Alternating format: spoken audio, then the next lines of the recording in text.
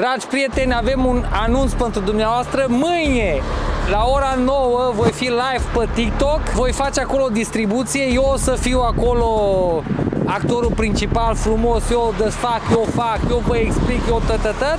Deci, care vreți să ne adresați comentarii live sau întrebări live sau să vedeți ce facem live, la dimineață la ora 9 live pe TikTok, da? Eu fac o distribuție, ulei și filtre și tot ce trebuie acolo, da? Veți vedea acolo ce facem. Vă așteptăm!